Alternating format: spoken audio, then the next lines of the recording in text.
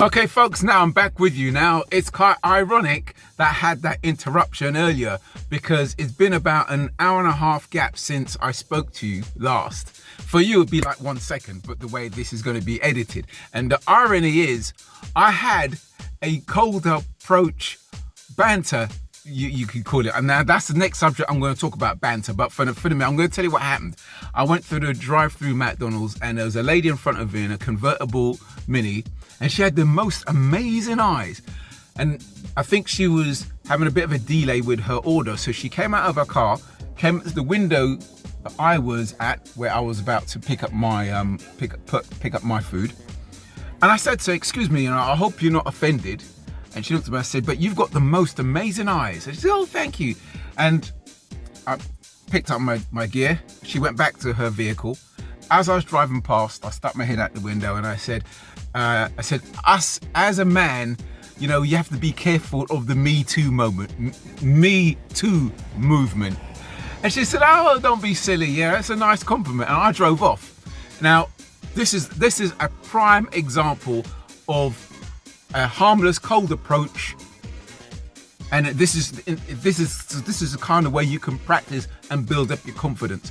Now, I'm gonna go now, but I will be back momentarily to talk about using banter inside your cold approach, because it's very important.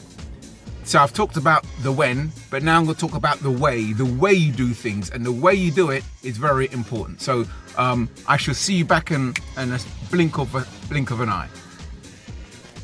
Okay, folks, now banter. Banter is one of the best methods you could use alongside a cold approach or even choosing approach. Banter, it conjures up that feel-good feeling.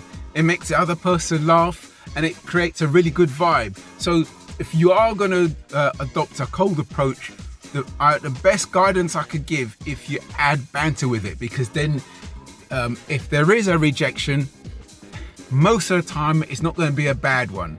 Yeah, at the very worst, they'll probably just ignore you. But it's very hard for someone to tell you to piss off or fuck off if you're engaging in harmless banter. I'm trying to think of some example. For example, one time I was walking into a shop doing a delivery, and there was a lady that I fancied pants off, and she, times of Corona, she's wearing a face mask, and I said to her, like, what did I say again?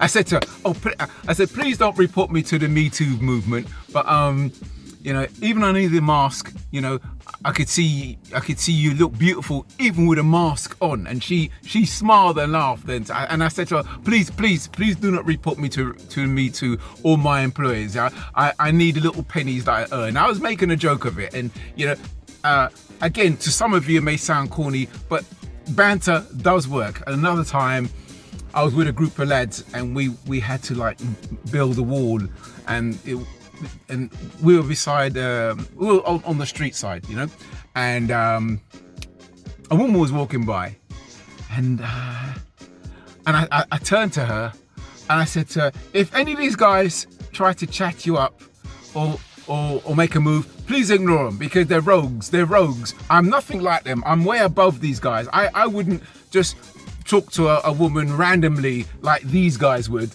right?" I said, they're beneath me.